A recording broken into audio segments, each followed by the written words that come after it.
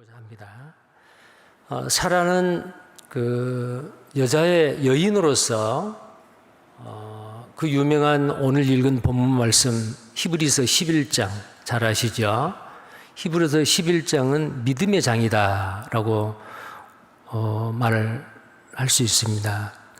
어떻게 보면은 그 요즘도 스포츠인이나 아니면 어떤 분야에서 아주 뛰어난 업적을 남기는 사람들을 어떤 명예로운 그 이름을 올리는 명예의 전당이라는 게 있잖아요. 어쩌면은 이 믿음의 위인들 중에서 정말 앞서간 믿음의 선진들 중에서 믿음으로 악한 마귀를 이기고 자신을 이기고 세상을 이기고 승리했던 그런 사람들을 이 히브리서 11장에 하나님께서 기록해 놓으셨습니다. 근데 여기에 많은 남자들이 있어요. 근데 그 중에서 유일하게 물론 이름은 기록되지 않았지만 더 좋은 부활을 얻기 위해서 모든 것을 포기하고 믿음을 지켰던 그 여자들에 대해서도 이야기를 하지만 구체적으로 이름이 딱 명명이 되어 있는 사람은 이 히브리서 11장에 딱 두 사람이에요. 한 사람은 사라고 한 사람은 기생 라합입니다. 그런데 그 두 사람의 차이가 있어요. 한 사람은 이방인이죠. 기생 라합은. 또 한 사람은 이스라엘 민족 믿음의 조상인 아브라함의 아내이지요. 그리고 그 신분은 한쪽은 사라는 그 신분이 아주 고상한 신분이었습니다. 당시에. 왜냐하면은 이 사라를 사라로 바꿔주셨잖아요. 이 사라라는 그 이름의 뜻이 바로 뭐냐면은 공주라는 뜻이에요. 여주인이다, 공주다라는 그런 뜻이거든요. 근데 많은 사람의 어머니, 열국의 어머니라는 그 뜻을 가진 사라로 이름을 창세기 17장에서 하나님이 계명을 해주셔요. 사례를 사라로. 그러니까 이 사라가 데라의 딸로서 데라의 딸입니다. 근데 이 사라와 아브라함의 친아버지인 이 데라라고 하는 사람은 당시에 니므롯이 세상을 통치하고 다스렸던 그 시대에 아마 우상을 섬기고 상당히 높은 지위를 가지고 있었던 어떤 그 귀족이었다라고 생각이 됩니다. 그래서 귀여운 딸을 낳는데 그 딸 이름을 사래요. 공주라는 뜻이에요. 그러니까 신분이 아주 기생 라합하고는 다르죠. 기생 라합은 이방인이고 정말 천한 그 몸을 파는 헬롯 기생입니다.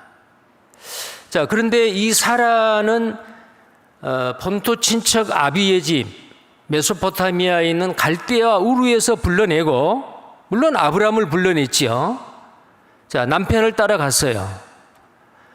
아버지 데라 때문에 하란에서 머물러다가 아버지 데라가 죽고 난 다음에 다시 약속의 땅으로 여행을 했습니다.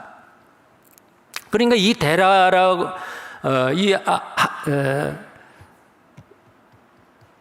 사라는 자기 고향 땅에서 불려낸 사람이야. 나온 사람이죠.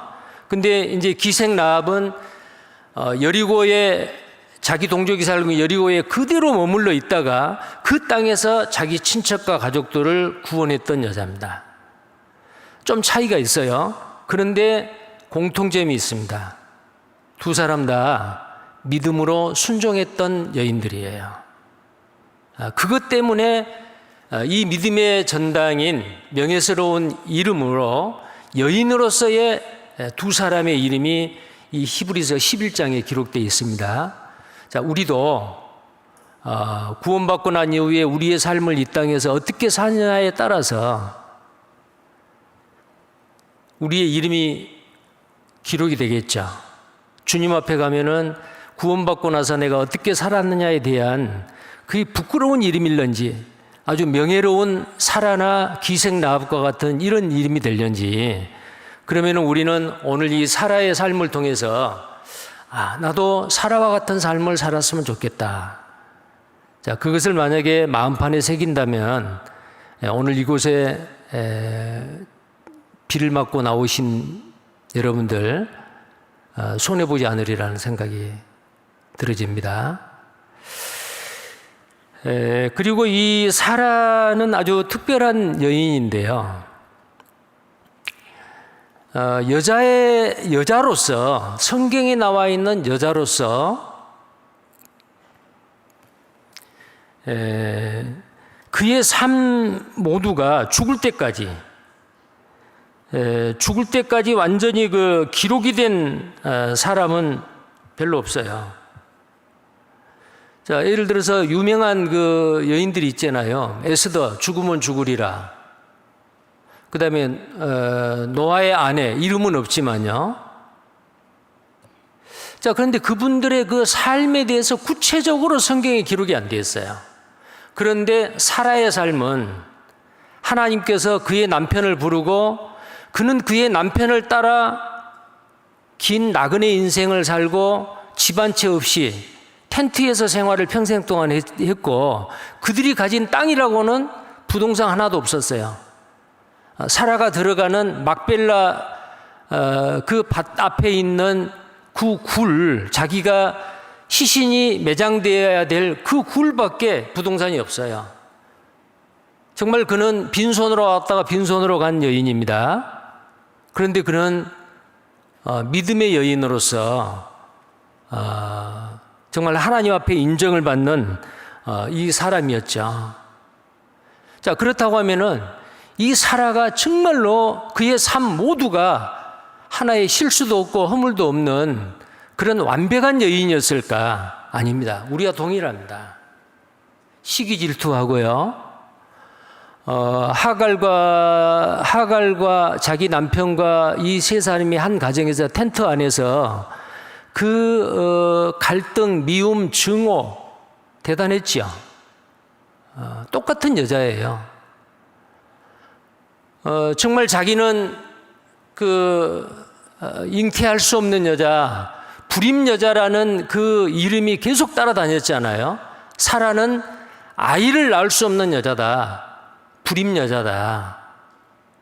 정말 수치스러웠을 겁니다. 그것은 정말 가슴에 비수를 꽂는 것과 같은 상처가 되는 그런 자기를 따라다니는 말이었을 거예요. 그래서 그것을 어떻게 하나님의 약속이 있었는데도 만회해보기 위해서 인간적인 방법, 육신적인 방법, 인간의 깨로 자기의 하인 하갈을 자기 남편에게 첩으로서 넣어준 거예요. 자, 여러분 한번 생각해 보십시오. 이 사라가 살았던 집은 오늘날 무슨 방음이 잘 되는 콘크리트 벽으로 되어 있는 주택이 아닙니다. 텐트예요. 텐트 안에서 일어나는 일, 밖에서 일어나는 일 다 들려요. 그런데 자기 하녀 하갈을 자기 남편한테 주고 그 남편이 자기 하녀와 함께 동침하고 있는 그 장면을 보았겠죠. 그리고 두 사람이 동침하는 그때의 그 상황을 귀로도 들었겠죠. 얼마나 가슴이 찢어질 듯 그 아픔이 있었겠어요. 여자의 몸으로. 결국은 하갈이 임신을 했지만은 그 하갈을 미워하고 임신되어 있는 그 하녀를 내쫓아요. 나중에는 아이를 다시 돌아와서 아이를 낳는데 이스마엘이라고 하는 그 아브라함의 장자를 낳습니다. 근데 그것은 육신의 아들이고 율법의 아들이고 약속의 아들이 아니에요. 결국은 이삭이 태어나자 이 사라는 이스마엘과 자기 하녀 하갈을 분명히 자기 남편 아브라함의 아내예요. 둘째 아내예요. 쫓아내버립니다. 자, 이런 걸 보면은 사라도 역시 인간이었고 여자였다, 그런 생각이 들지요. 그리고 또 이 사라는 네가 네 아내 사라가 내년 이맘때쯤 천사가 와가지고 알려줍니다. 창세기 18장에 보면 그런 말씀이 있죠. 사라가 너에게 아들을 낳아주리라. 자, 그때 나이가 얼마냐면은 사라 89세요. 아브라함은 99세예요. 10살 차이죠. 죽은 자와 방불했다. 오늘 이 말씀 가운데 그런 말씀이 있잖아요. 사라도 아브라함도 다 죽은 자와 똑같아요. 그럼 육신이 죽었단 말이 아니고 자녀를 생산할 수 있는, 잉태할 수 있는 그 모든 기능이 다 죽었다 그 말이야. 인간의 수고와 노력으로는 전혀 불가능한 상황이죠. 그런 상황에서 자기가 임신해서 아들을 낳을 거라 그러니까 직접 천사에게 듣지는 않았지만 그 소리가 다 들렸잖아요. 사라는 어땠어요? 좋아했어요? 어땠어요? 웃었어요. 좋아서 웃었을까요? 빈정대는 웃음이에요. 하나님, 제가 89세가 되도록 애기를 못 낳고 나는 온 세상 사람들이, 그때 자기를 낳았던 온 세상 사람들이 나는 아이를 낳지 못하는 불임 여자다. 그것이 항상 나를 따라다녔는데 내가 아기를 낳는다고요. 말도 안 되는 소리네요. 그리고 속으로 피식 웃어버렸어요. 피식 웃었습니다. 빈정대는 웃음이요. 하나님의 말씀을 믿지 못하는 불신의 웃음입니다. 자, 그때에 속으로 웃었다 그랬잖아요. 그런데 뭐라고 말했어요? 네 안에 사라가 웃었다. 내가 능치 못함이 있겠느냐? 내가 무엇을 못하겠느냐? 전능하신 하나님이 죽은 자와 방불한 아브람 너와 내 아내 사이에서 아들 못 낳게 할 줄 아느냐? 인간의 방법과 인간의 힘을 모두 다 포기하고 오직 하나님의 능력만을, 하나님의 약속만을 받을 수 있는 이 시점까지 내가 기다렸다. 그런 의미예요. 그때 그 이야기를 들었던 사라가 뭐라 그랬어요? 예, 저 웃었어요. 그랬어요? 나 안 웃었어요. 웃어놓고요. 두려운 거예요. 아, 정말 나에게 아기가 낳을 수 있을까? 아기를 낳을 수 있을까? 근데 만약에 하나님의 그 말씀을, 천사를 통해 하는 하나님의 말씀을 내가 비웃어 버렸는데 저주받아가지고 하나님이 주시려고 하는 아들을 안 주시려나? 나 안 웃었어요. 그때 천사가 뭐라 그랬어요? 아니다. 웃었다. 그러나 내년 이맘때쯤 내가 다시 오리라. 반드시 아들을 낳으리라. 자, 그 순간 이 사라는 어땠을까요? 정신이 번쩍 들었겠죠? 아마 무릎 꿇고 기도했을 거예요. 하나님, 제가 잘못했어요. 저의 믿음 없는 것을 용서해 주세요. 저에게 믿음을 주세요. 예, 내년 이맘때쯤 아들을 주신다고요. 그러면 지금 임신해야겠네요. 그 다음에 어떻게 했을까요? 자, 남녀가 함께 잠 안 자고 아기가 나와야 안 나와요? 자, 그날 밤에 두 노인은 어땠을까요?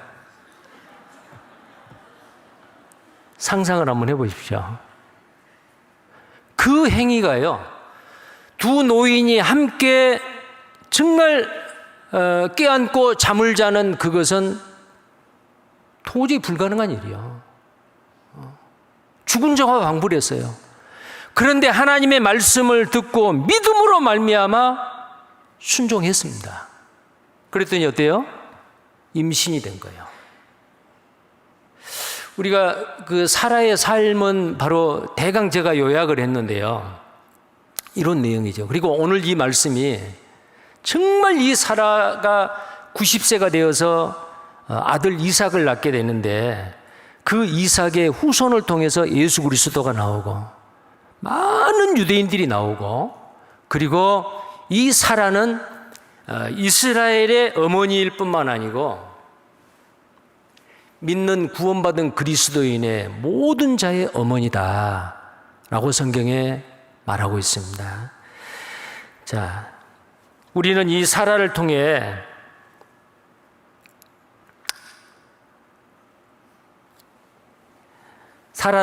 이 사라의 삶을 통해, 사라도 불완전한 인간이고 약한 인간이지만 이 사라가 정말 죽은 자와 방불한 자기 몸에서 아이가 나올 거다라는, 아이가 태어날 거라는 하나님의 약속을 믿었던 믿음은 하루아침에 되는 게 아니고 24년 동안 기다렸잖아요. 이 사라는 24년 만에 하나님의 말씀을, 그래도 직접은 안 들었지만은 장막에서, 텐트 안에서 그 말소리를 들은 거예요. 그때서 하나님이 나를 통해서 나에게도 하나님의 계획 가운데 포함되어 있는 사람이구나, 그런 생각을 했을 수도 있습니다. 그리고 하나님의 말씀을 그 순간 어떤 그 결정적인 계기에 의해서 하나님의 말씀을 붙잡고 믿었어요. 자, 하나님의 말씀을 믿는 것으로만 끝나면 안 돼요. 믿음 이후에는 반드시 순종이 필요합니다. 그래서 그날 밤에 자기 남편 아브람과 잠자리를 같이 한 거예요. 어떻게 나 같은 이런 할머니가, 우리 남편 같은 이 아브람, 이 할아버지가 무슨 낙이 있어, 무슨 즐거움이 있어. 젊었을 때는 아기는 못 낳았어도 부부간에 그 즐거움이 있고